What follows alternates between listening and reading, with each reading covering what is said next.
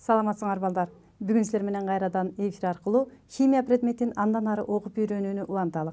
Анда эмесе бүгүнкү силерге өтүлө турган сабактын темасын көңүл коюп жазып алсаңар.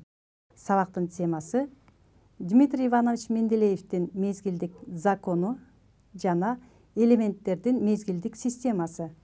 Бул сабактын жүрүшүндө силер Менделеев түзгөн элементтердин мезгилдик таблицасы менен таанышасыңар.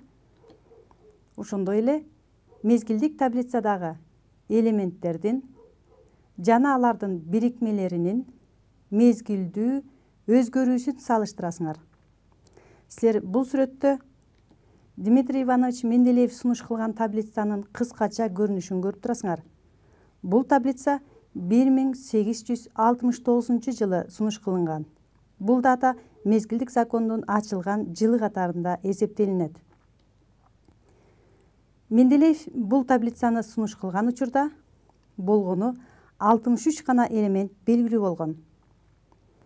Бул 63 элементти мезгилдик таблицага кандай эрежеге таянып түздү болду экен?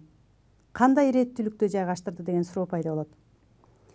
Албетте, Менделеев бул таблицаны түзгөнгө чейин көптөгөн окумуштуулар элементтердин касиеттерине карап бир нече топторго бириктирип таблицаны классификациялоо аракеттерди жасап көрүшкөн. Ал эми Менделеев бул окумуштуулардан айырмаланып элементтердин мезгилдик таблицасын түзүүдө эки нерсени эске алган. Ал элементтердин сандык касиетин мүнөздөй турган валенттүүлүгүн жана ошондой эле элементтердин салыштырмалуу атомдук массасынын өсүү тартибин негиз кылып алган. Анда азыр силер менен Менделеевдин сунуш кылган таблицасынын кыскача көрүнүшүн 1869 жылы сунуш кылган таблица менен азыркы учурда сунуш кылынган таблицанын айырмачылыгын салыштырып көрөлү. Силер бул таблицада 1, 2, 3, 4, 5, 6, 7, 8 деп рим сандар менен белгиленген топторду көрүп турасыңар. Ал эми 8-чи топко көңүл бурсаңар, инерттүү газдардын жок экендигин көрүүгө болот. Анткени инерттүү газдар 19-кылымдын аяк ченинде ачылган. Ошол себептен бул таблицага киргизилген эмес. Ошондой эле 21-чи элемент скандий, 31-чи элемент галлий жана 32-чи элемент германия элементтеринин ордун бош калтырып кеткен. Бул элементтердин ачыла тургандыгын алдын ала айткан жана бул элементтердин алдын ала мүнөздөмөсүн жазып, алардын аталышын эка алюминий, эка бор, эка силиций деп ат берген. Азыркы убакта бул элементтер ачылган. Эка алюминий элементи мезгилдик таблицада 31-чи катарда жайланышкан галлий элементи болуп саналат. Ал эми эка бор 21-чи элемент скандий болуп саналат. Ал эми эка силиций 32-чи элемент германия экендиги далилденген. Бул элементти ачкан окумуштууларга токтолуп өтөлү. Мисалы, галлий элементин 1875 жылы Лекок де Баубодран ачкан. Ал эми скандий элементин 1879 жылы Ларс Фредерик Нильсон ачкан. Ал эми германия элементин 1886 жылы Клеменс Финклер ачкан. Менделеевдин илимий эрдиги башка элементтердин ордун көрсөтүп кетүү менен эле эмес, бул элементтердин болжолдуу түрдө мүнөздөп жазып кеткен. Мисалы, германия элементин ал эка силиций деп ат берүү менен бирге бул элементтин болжолдуу түрдө атомдук массасын сунуштаган. Менделеевдин божомолу боюнча 1871 жылдары сунуштаган сандарга көңүл бурсак, атомдук массасы 72 экендигин айтса, кийинчерээк 1886 жылы Винклер эксперименталдуу түрдө далилдеп, анын массасы 72,32 экендигин далилдеген. Ошондой эле бул элементтин тыгыздыгын Менделеевдин болжомолдоосунда 5,5 экендигин айтса, Винклер эксперименталдуу түрдө далилдеп, ал 5,47 барабар экендигин тапкан. Демек, бул сандардын өтө жакындыгы Менделеевдин мезгилдик законду алдын ала көрө билүүсү жана анын тактыгын дагы бир жолу далилдейт. Ушундай эле анын бирикмелеринин дагы формуласын, касиеттерин мүнөздөп кеткен. Мисалы, бул элементке туура келүүчү оксиддин формуласы элемент O2 деп жазган. Же болбосо бул оксид 4 валенттүү экендигин сунуштап жатат.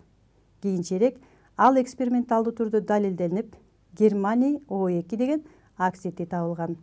Ушундай эле бул бирикмесинин тыгыздыгын дагы болжолдуу түрдө 4,7 экендигин сунуштаса, Винклер ал 4,1700 экендигин таап далилдеген. Менделеев бул элементтин кислоталар менен аракеттенишпей тургандыгы жөнүндө ойлорунду айтып өткөн. Чындыгында эле германий элементи туз кислотасы менен аракеттенишкенде суутек газын сүрүп чыгара албайт. Ошондой эле анын хлоридтери дагы 4 валенттүү экендигин жана анын бирикмелеринин тыгыздыгын дагы алдын ала айткан.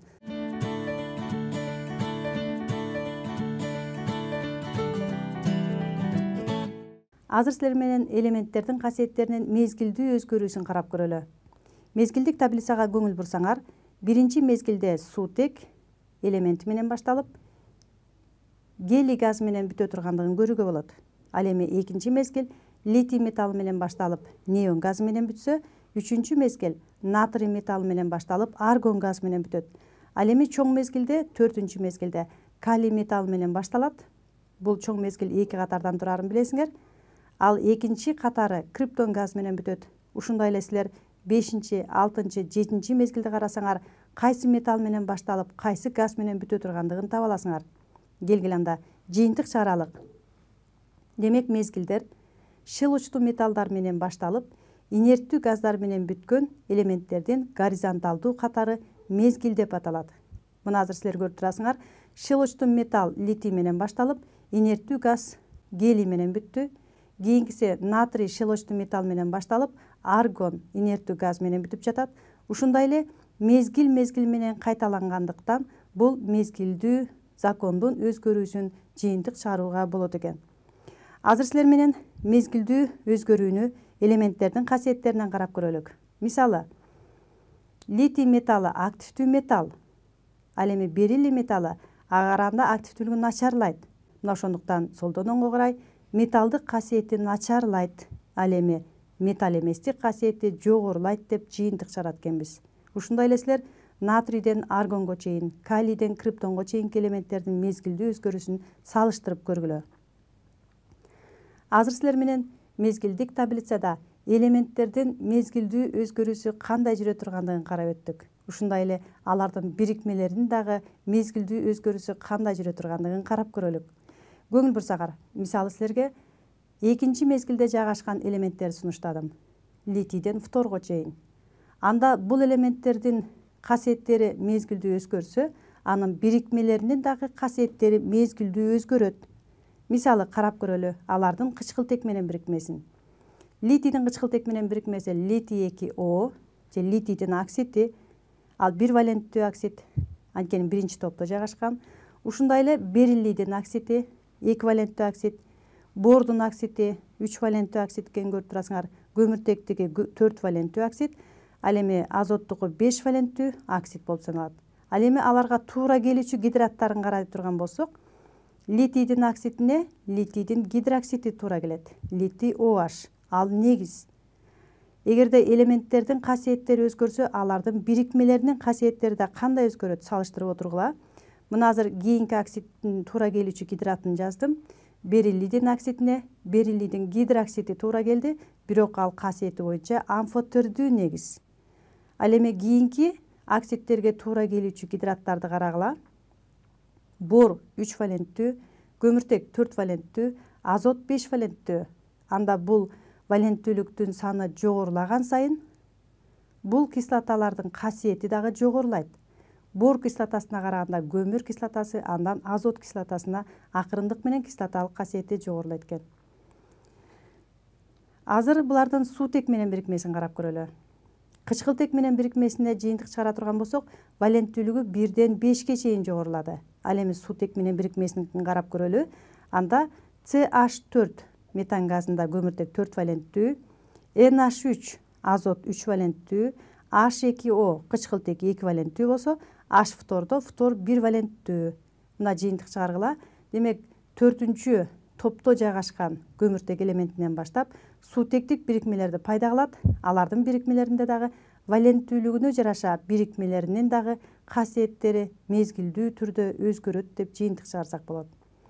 Биз силер менен азыр экинчи мезгилде жайгашкан элементтердин гана мезгилдүү өзгөрүүсүн жана алардын бирикмелеринин өзгөрүүсүн карап көрдүк. Ушундай эле үчүнчү мезгилде да өзгөрүү болобу? Салыштырып көрөлүк.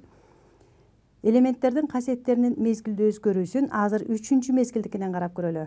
Үчүнчү мезгилде деле биринчи, экинчи, үчүнчү жана төртүнчү топко чейинки элементтердин оксидтеринин формуласын жазсак, акырындык менен валенттүүлүгү 1-ден 4кө чейин өзгөрдү. Ушундай эле 5-чи, 6-чы, 7-чи топтукундагы жаза алабыз. Алардыкы дагы мезгилдүү өзгөрөт. Валенттүүлүктөрү байкасаңар 1-ден 7ге чейин өстү. Анда бул кычкылтектик бирикмелеринде алардын касиеттери кандай өзгөрө тургандыгын гидраттарынан карап көрөлү. Мисалы, натрийдин аксине туура келүүчү гидрат натрийдин гидроксиди. Ал эми магнийдин оксидине, алюминийдин оксидине туура келүүчү гидраттар магний OH2, алюминий OH3. Бирок бул жерде улам түстөрүнөн байкасаңар, биринчи гидраттарда натрий, магний, алюминийдикинде негиздер пайда болсо, ал эми кремнийден баштап кислотаны пайда кылып жатат. Түсүн азыр кызыл түс менен белгиленип жатат. Демек, 4 валенттүү оксид кремнийдин оксидине кремний кислотасы туура келет. Ушундай эле иретте фосфордун оксидине анын кислотасы туура келет. Жана күкүрттүкүнө дагы, хлордукуна дагы кислоталар туура келет экен. Анда биринчиси негиздердин касиети мезгилдүү кандай өзгөрөт? Натрийдин гидроксиди күчтүү шилоч, сууда эрүүчү негиз. Анткени металдык касиети күчтүү деп айтканбыз. Ал эми улам кийинкиси активдүүлүгүн начарлайт экен. Амфотердүү негиз алюминийдин гидроксиди. Ал эми магнийдин гидроксиди болсо, натрийдин гидроксидине караганда активдүүлүгү начар болот. Улам мезгилдүү түрдө алардын бирикмелеринин касиеттери дагы өзгөрөт экен. Ал эми кислоталардын күчү дагы ушундай эле ирээттүүлүктө өзгөрөт, бирок тескерисинче бул жерде кислоталык касиет жогорулайт. Мисалы, кремний кислотасына караганда орто фосфор кислотасы күчтүү. Ал эми орто фосфор кислотасына караганда күкүрт кислотасынын кислоталуулугу күчтүү. Азыр болсо суутек менен бирикмесин карап көрөлү. Суутек менен бирикмеси жогорудагы экинчи мезгилдеги бирикмелердикиндей эле валенттүүлүгү акырындык менен 4, 3, 2, 1 деп өзгөргөндүгүн көрө алдыңар. Мына ошентип элементтердин касиеттеринин мезгилдүү өзгөрүүсүн салыштырып карап көрдүк, жыйынтык чыгардык. Мына азыр силер менен мезгилдик таблицада элементтердин мезгилдүү өзгөрүүсүн салыштырдык. Элементтердин касиеттери кандай мезгилдүү түрдө өзгөрө турган болсо, алардын бирикмелеринин касиеттери дагы мезгилдүү өзгөрө тургандыгын көрдүк. Мына ушундан улам Менделеев мезгилдик законго мындай аныктама чыгарган. Анда закон менен таанышып алалы. Мезгилдик законунун аныктамасында мындай деп айтылат: химиялык элементтердин жана алардын бирикмелеринин касиеттери ал элементтердин атом массаларынын өсүшүнө мезгилдүү көз карандылыкта болот деп айткан. Азыркы убакта силер Менделеевдин таблицасынын 18 катардан турган түрүн колдонуп жүрөсүңөр. Бул таблица 18 катардан турган таблица. Сары түстөгү элементтер P элементтер деп аталат. Бул мисалдар менен кийинчерээк иштегенди үйрөнөсүңөр. Булар металл эместер.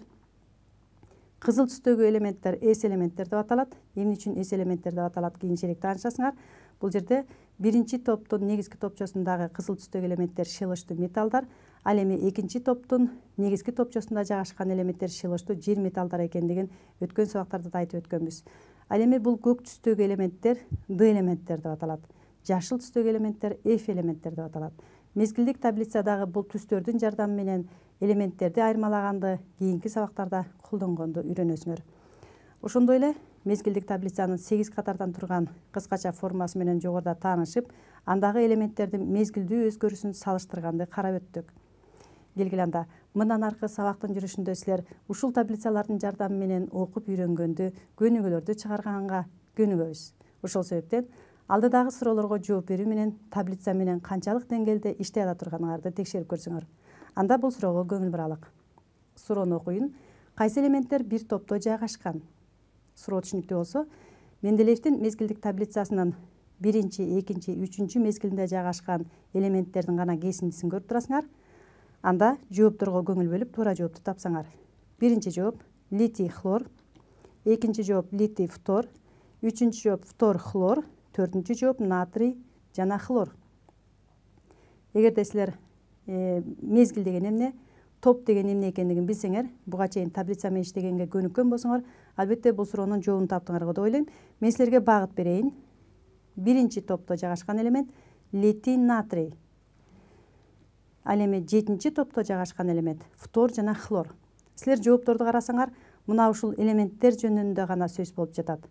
Анда бул элементтердин жайгашкан ордун карагыла дагы суроонун максатына көңүл бөлүп, туура жоопту тандасаңар. Суроонун максатында мезгилди сураган жок, топту сурап жатат. Кайсы элементтер бир топто жайгашкан? А бирок суроонун максатына көңүл бурсаңар, бир топто жайгашкан элементтерди сурап жатат. Ал эми жооптордо силер мындай окшош жоопту үчүнчү жооптон гана көрүп турасыңар. Фтор жана хлор. Ал эми литий, натрий экөө тең жазылган жоопту көрө алган жоксуңар. Мына ошондуктан туура жооп үчүнчүсү болуп саналат. Дагы бир суроого ойлонуп көрөлү. Бул жерде реакциянын теңнемеси берилген. Теңнемени карап туруп силер X элементи канча валенттүү экендигин билсеңер, албетте суроого жооп бере аласыңар. Мен силерге жоопту сунуштайм. Биринчи, реакциянын теңнемесиндеги X элементине туура келүүчү элементтердин тобу кайсы деген суроо берилген. Жоопторду сунуштайм. Литий, натрий, бериллий, магний, литий, бериллий, натрий, магний. Силер жоопторду көргөндө кайсы элементтер экендигин таптыңар. Мен силерге таблицадан көрсөтүп коеюн. Литий, натрий жөнүндө сөз болуп жатат, жана бериллий, магний жөнүндө сөз болуп жатат. Силер бул 4 элементтин ичинен кайсынысын теңнемедеги X-тин ордуна кое алат элеңер. Албетте эгерде силер валенттүүлүктү билсеңер, туура жоопту таптыңар го деп ойлойм. Анткени литий, натрий бир валенттүү. Ошол себептен бир валенттүү гидроксид пайда болот дагы, 2 моль гидроксид пайда болуп, 1 моль газ бөлүнүп чыгат. Анда бул мисалдарды дагы бир жолу далилдеп карап коелук. X-тин ордуна силер литий металлын кое аласыңар. Щелочный металл. Натыйжада литийдин гидроксид пайда болуп, сутек газ бөлүнүп чыгат. Бул реакциялардын теңнемелери силерге тааныш. Бул жерде литий бир валенттүү. Ошондой эле X-тин ордуна силер натрий металлын да кое аласыңар. Натрий да бир валенттүү. Жана калий металлын да кое аласыңар. Анткени калий да бир валенттүү. Демек жыйынтык чыгара турган болсок, щелочтуу металлдар литий, натрий, калийди коюу менен бул реакциянын теңнемесин түзө алат экенсиңер. Мисалы, магний менен кальцийдин оксидтерин эске салсак, алардын оксидтери суу менен реакцияга киргенде щелочторду пайда кылат. Мисалы, бул бирикмеде магний 2 валенттүү, ошондой эле кальций дагы оксидинде 2 валенттүү. Бул оксидтер суу менен реакцияга кирип, кальцийдин гидроксидин пайда кылат экен. Булар щелочтуу жер металлдар деп аталат. Силер менен бүгүнкү сабактын жүрүшүндө Менделеевдин мезгилдик таблицасы менен таанышып, аны менен иштөө үчүн айрым көнүгүүлөргө гана токтолуп өттүк. Ал эми мезгилдик закондун эрежесин далилдөө үчүн элементтердин мезгилдүү өзгөрүшүн салыштырып мисалдар менен карап көрдүк. Силер өз алдыңарча бул таблица менен иштөөгө дагы көнүгүү үчүн окуу китептериңердеги мисалдарды карап көнүксөңөр болот. Ана эмесе силерге бөлүнгөн убакыт ушуну менен аягына келип жетти. Кийинки сабакта жолугушканга чейин саламатта тургула.